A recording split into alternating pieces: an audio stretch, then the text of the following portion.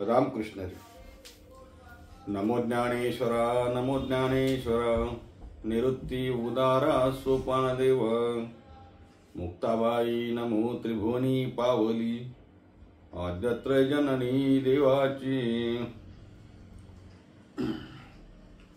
विश्वमाऊली श्री संत ज्ञानोबाराय यांच्या संजीवन समाधी सोहळ्याच्या निमित्ताने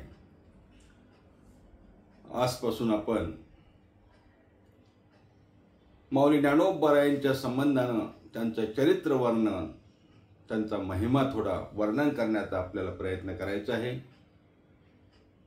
संजीवन समाधीचा हा महोत्सव आहे.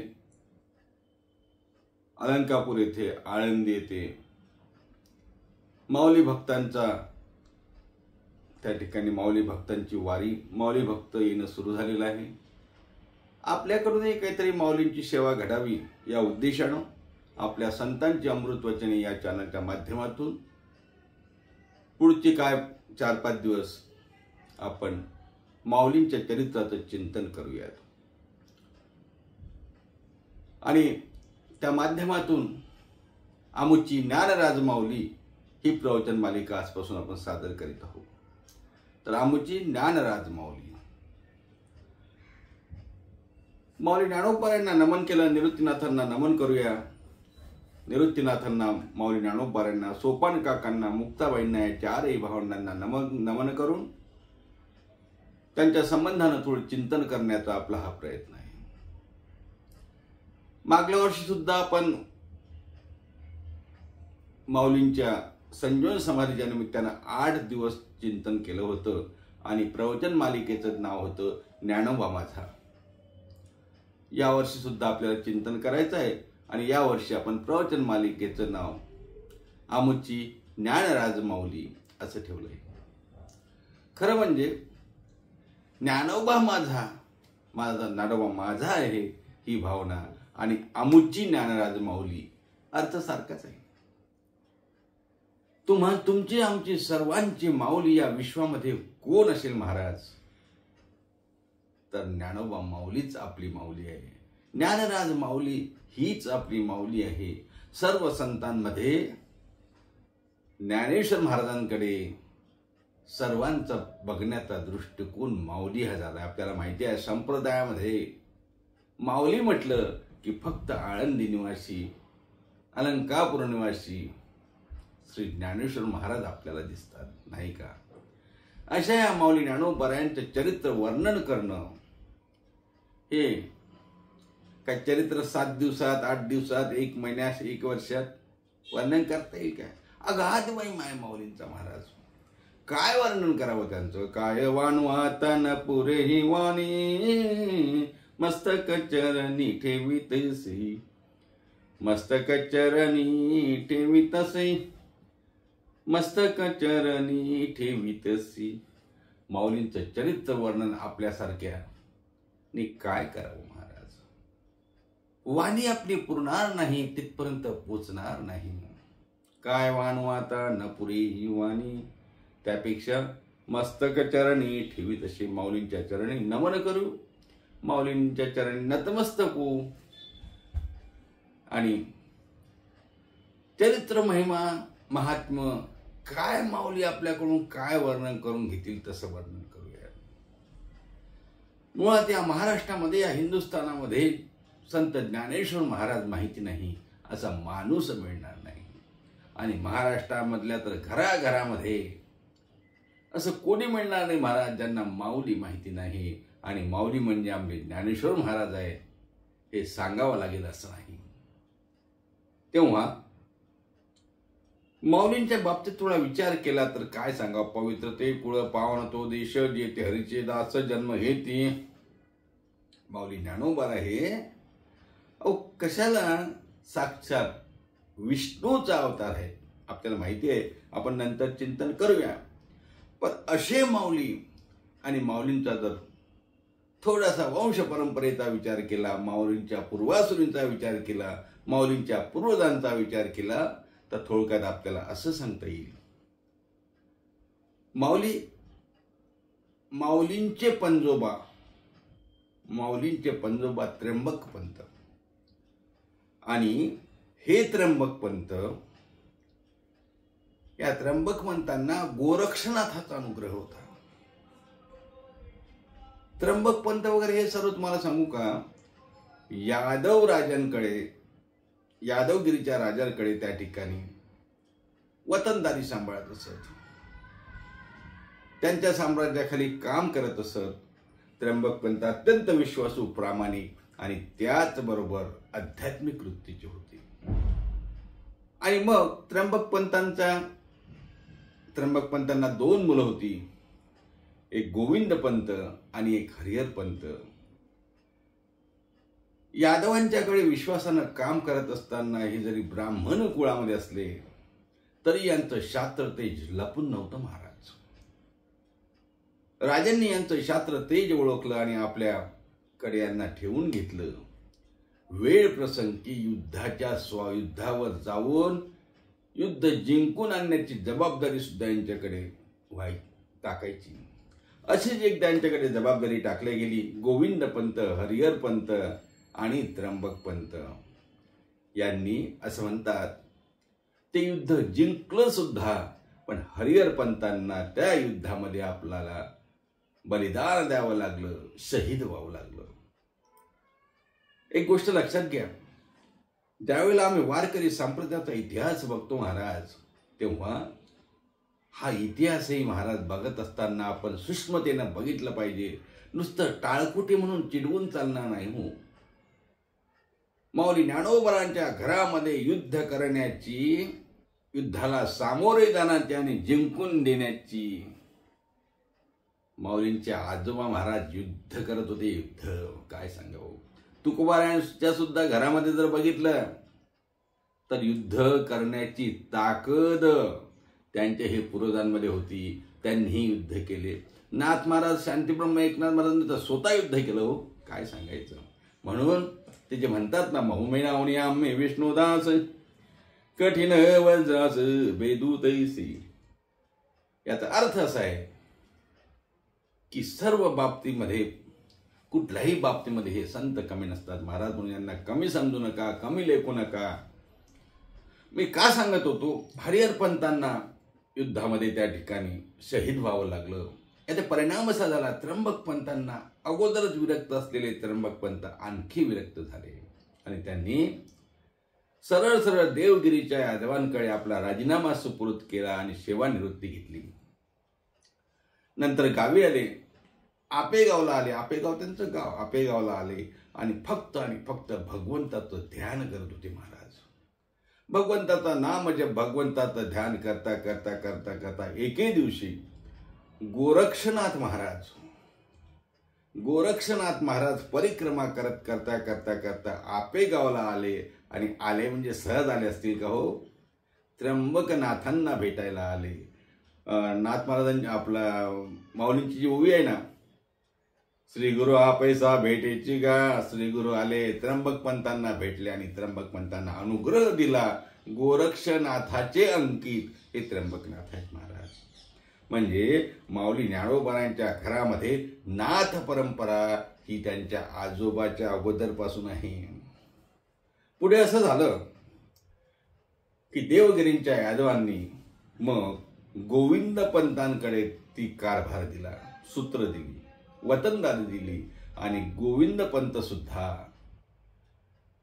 तेवढ्याच निष्ठेने आपलं काम करायला लागले.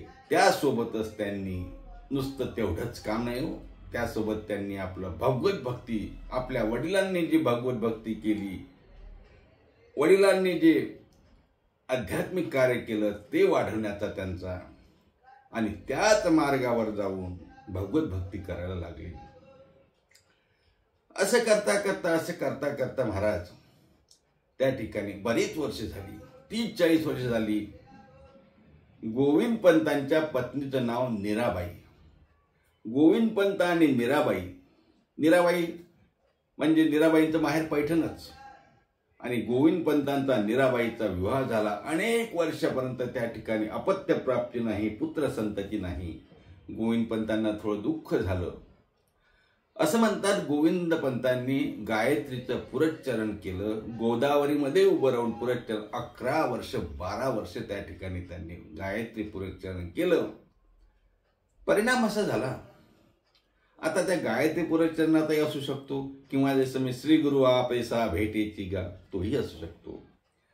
गहिनीनाथ महाराज एकदा गोरक्षनाथ महाराजांची कथा होऊन गेली. गोरक्षनाथ महाराजांनी त्र्यंबक पंतांना अनुग्रह दिला आणि त्यानंतर गहिनीनाथ महाराज अशीच परिक्रमा करत असताना करता करता करता करता गोदावरीच्या तटी आले, आंघोळ केली आणि मग त्यांना माहिती होतं की ते आपल्या गुरूंनी म्हणजे गोरक्षनाथांनी कुणाला तरी अनुग्रह दिलाय आणि त्यांची समाधी इथे आहे, त्यांचं देहावसन झालं, त्यांची समाधी इथे आहे आणि मग त्या समाधीचं दर्शन घ्यावं, गुरुबंधूला भेटावं म्हणून गहिनीनाथ महाराज आपेगावला गेले. आणि आपेगावला गेल्यावर विचारतात, त्र्यंबक पंतांची समाधी कुठे आहे?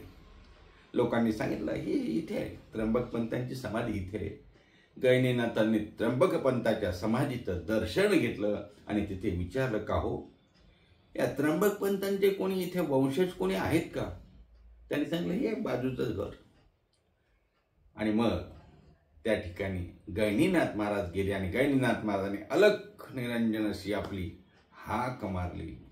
गोविंद पंतांच्या पत्नी निरामाईने ते हाक ऐकली आणि कोणीतरी साधू महात्मे आले म्हणून बाहेर येऊन नमस्कार केला आदराने आणि बसायला सांगितलं. महाराज आम्ही काय सेवा करू? गहिनीनाथांनी विचारलं, ठीक आहे, हे त्र्यंबक पंतांची समाधी आहे, आपण वंशज आहात? हो आम्ही वंशज आहोत. मग या घरचा पुरुष कुठे आहे? कोण आहे पुरुष? निरामाईने सांगितलं, कथा सांगितली की असं असं आहे, आमचं लग्न झालं, पुत्रप्राप्ती नाही, हे गायत्री पुरच्चरण करत आहेत, 11 वर्ष झाले गायत्री पुरच्चरण करतात, 12वं वर्ष चालू आहे. गहिनीनाथांनी मिश्किल हास्य केलं आणि सांगितलं, निरे तुझ्या पोटी भगवंत जन्माला येईल, भगवंत जन्माला येईल, जा पुढच्या वेळेला मी येईल तेव्हा तुझ्या घरामध्ये आम्हाला भगवंत दिसेल. भगवंत? हो. अरे बापरे. निरामाईला खूप आनंद झाला. महाराज काही दिवसात गहिनीनाथ महाराज निघून गेले. गहिनीनाथ महाराजांनी त्या ठिकाणी आशीर्वाद दिला, वर दिला, आशीर्वाद दिला, काय असेल ते म्हणा. त्यानंतर गोविंद पंतांचं पुरच्चरण झालं. गोविंद पंत घरी आले. निरामाईचा आनंद बघितला. अगं काय झालं एवढी आनंदी? तिने सांगितलं असंच झालं. म्हणजे गहिनीनाथ महाराज स्वतः येऊन गेले. अरे बापरे, काय भाग्य आपलं. हो हो, गहिनीनाथ महाराज स्वतः येऊन गेले. मग गहिनीनाथ महाराज जर स्वतः येऊन गेले, गहिनीनाथ महाराजांनी दिलेला शब्द खरा होणारच, यात कसलीही शंका नाही.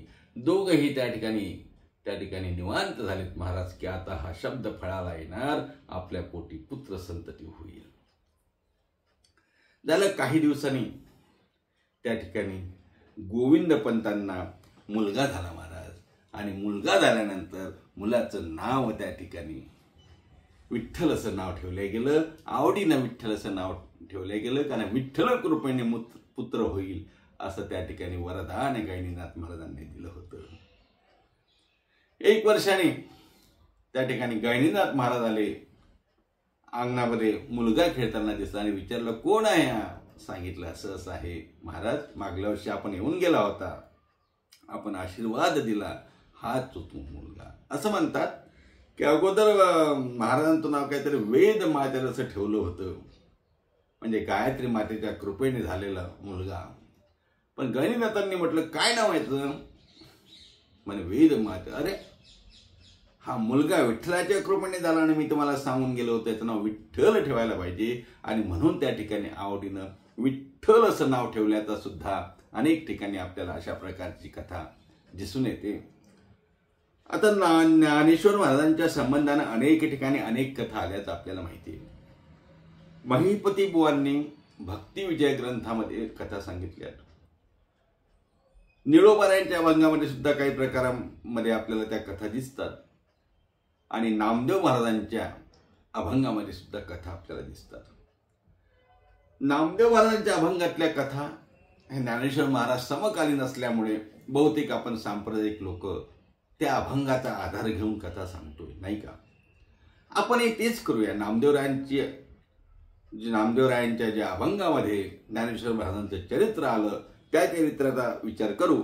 माझ्यासमोर नामदेव महाराजांची गाथा आहे आणि या नामदेव महाराजांच्या गाथेच्या अनुषंगानं आपण त्या ठिकाणी थोडं माऊलींच्या वंश परंपरेचं, पूर्वजांचं किंवा माऊलींच्याही चरित्राचं वर्णन करण्याचा प्रयत्न करू. असं म्हणतात, ज्यावेळेला विठ्ठलपंत जन्माला आले, विठ्ठलपंत आले, गैनीनाथ महाराजांनी त्यांनी बघितलं कोण खेळताय रे, आणि मग सांगितलं याचं नाव.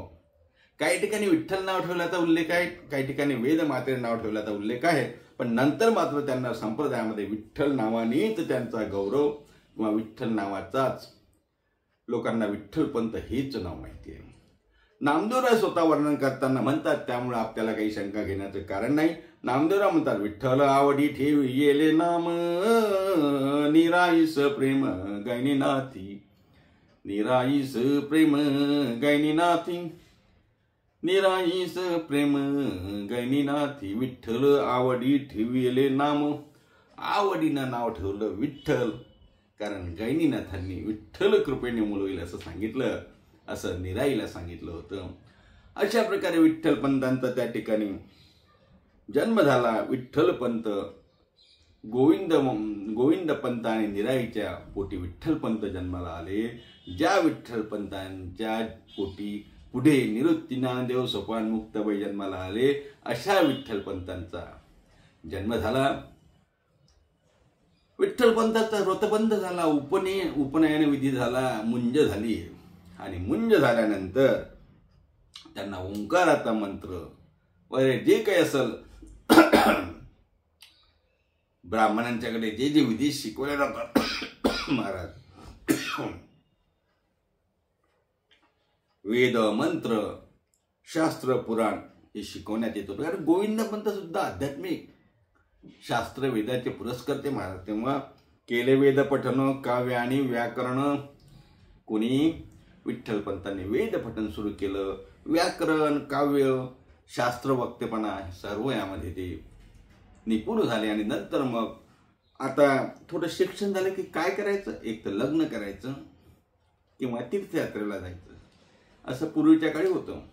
मग आता शिक्षण झालं, आता तीर्थयात्रेला गेलं पाहिजे, म्हणून त्या ठिकाणी विठ्ठलपंत तीर्थयात्रेला निघालेत. नामदेवराय वर्णन करतात, मग पुष्करादी तीर्थे पहावी समस्ते, अनुताप चित्ते धरियेला, वैराग्य पुतळा ज्ञानगम्य मूर्ती, निघाला शे भक्ती तीर्थाटना, विठ्ठले वंदुनी माता पिता दोन्ही, मग तीर्थाटनी मुहूर्त केला. विठ्ठलपंतांनी आई वडिलांच्या पायावर डोकं ठेवलं आणि तीर्थयात्रेला निघाले.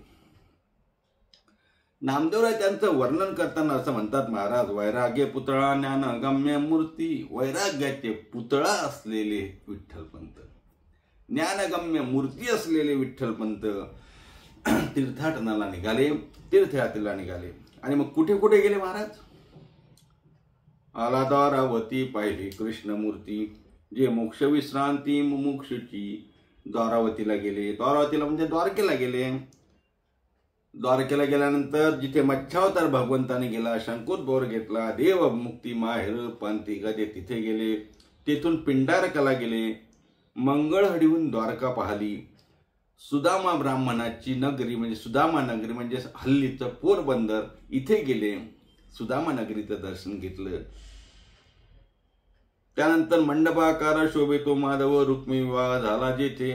मग प्रत्येक ठिकाणी तीर्थयात्रा करत करत करत करत नंतर पश्चिमेला आले, भालुका तीर्थ बघितलं, प्रभासलिंग बघितलं, सोरटी सोमनाथाला गेले.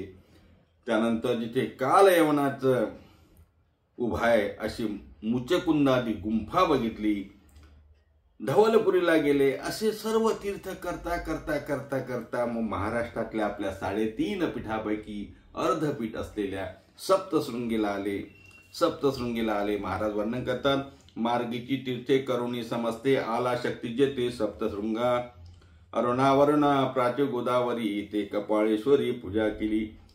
नंतर ज्योतिर्लिंग त्र्यंबकेश्वरला आले, त्र्यंबकेश्वराचं दर्शन घेतलं, कुशावरती स्नान केलं, गंगाद्वार बघितलं, ब्रह्मगिरी पर्वत आहे वरते गंगाद्वार आहे त्याचं दर्शन घेतलं.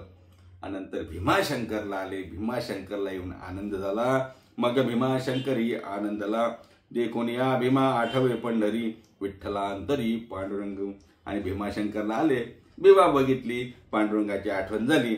अशा प्रकारचं तीर्थयात्रा करता करता करता करता करता करता मग त्यांना माहिती होतं इंद्रायणी नदी आहे, इंद्रायणी तीर्थ आहे, तिथे आपण गेलं पाहिजे. कारण तिथे सिद्धेश्वराचा ठाणं आहे. कारण पूर्वीपासून आळंदी हे महाराज ठाणं आहे. माऊली ज्ञानोबारायांच्या नंतर ते प्रसिद्ध झालं, पण पूर्वी आळंदी हे गाव पुण्यभूमी ठाव, दैवताचे नाव सिद्धेश्वरी. 84 सिद्धाचा सिद्ध भेटी मेळा, तो सुख सोहळा कायवान. आळंदी हे गाव सिद्धेश्वरासाठी प्रसिद्ध असं होतं. अलंकापुरी हे प्रसिद्ध असं होतं. तेव्हा आला अलंकापुरी इंद्रायणी तीरी, स्नान संध्या करी देवपूजा. आणि मग इंद्रायणी तीरी आले, स्नान संध्या देवपूजा केली. आणि मग देवपूजा करून सिद्धेश्वराच्या मंदिरामध्ये मंत्र पठण करायला लागले महाराज. देखोनी सुब्राह्मण केले शे नमन, वंदिले चरण सिद्धोपंती. महाराज विठ्ठलपंतांनी आपला वेद मंत्र घोष चालू केला. आणि मग आळंदीतले ब्राह्मण बघायला लागले, कोण आहे महात्मा, किती शुद्ध रीतीने बोलतोय, किती शुद्ध रीतीने मंत्रोच्चार करतोय. तेव्हा सिद्धोपंत म्हणा, अभंगामध्ये सिद्धोपंती असा उल्लेख आला. सिद्धोपंत कुलकर्णी हे आळंदीला राहत होते. नेहमी सिद्धेश्वराच्या मंदिरात जायचे. तेही भक्त होते. विशेषतः तेही गैनीनाथाचे शिष्य होते. त्यांनी बघितलं, हा ब्राह्मण बघितला, तेजपुंज असा युवक बघितला आणि विचारलं, कोण आपण, कुठून आला आहात. चौकशैली, कोण तुमचा गाव आले ते कुठूनी, काय अभिमानी, अभिप्रधान गमन कोठे. मग त्यांनी सांगितलं, माझं नाव विठ्ठल आहे, विठ्ठलाचे नाम रामेश्वरी भाव, वृत्ती आपे गाव, गोदातीरी आपे गाव आमचं गाव आहे. माता पिता वृद्धे वसता तेथे, द्वारकादी तीर्थे करुणी आलो. आई वडील माझे आपे गावला आहे, मी द्वारका वगैरे तीर्थ करून आलो आहो. आणि धन्य भाग्य स्वामीचे आगमन आश्रमन. आणि मग एवढं सर्व ऐकल्यानंतर सिद्धोपंत म्हणतात, महाराज आमच्या घरी या ना हो, आमच्या घराला आपले पाय लागू द्या. आणि मग आमच्या घराला पाय लागू द्या असं म्हटल्यानंतर त्या ठिकाणी विनंतीला मान देऊन आमचे विठ्ठलपंत सिद्धोपंताकडे गेले. सिद्धोपंताकडे गेले. सिद्धोपंतांनी त्यांचं त्या ठिकाणी स्वागत केलं. काय असेल ते त्या ठिकाणी त्यांची सेवा करण्यात करतात. कारण का भागवत भक्त आहे महाराज. आणि भागवत भक्त बरोबर भागवत भक्तांना त्या ठिकाणी जाणत असतात. आले, त्यांची पूजा वगैरे केली, आदर सत्कार केला आणि आपल्या घरी आज थांबा अशी विनंती केली. विठ्ठलपंत सिद्धोपंतांच्या घरी थांबलेत. इथपर्यंत आपण आलो. आता पुढची कथा आपण जरा पुढच्या भागामध्ये बघू की सिद्धोपंतांकडे विठ्ठलपंत तिथे थांबल्यानंतर पुढे काय झालं. हा थोडा कथेचा भाग आहे. पुढच्या भागामध्ये आपण ती कथा नक्की बघूया. तोपर्यंत आपल्या सर्वांना रामकृष्ण करत असतानाच माऊलींचं एकदा भजन करूया.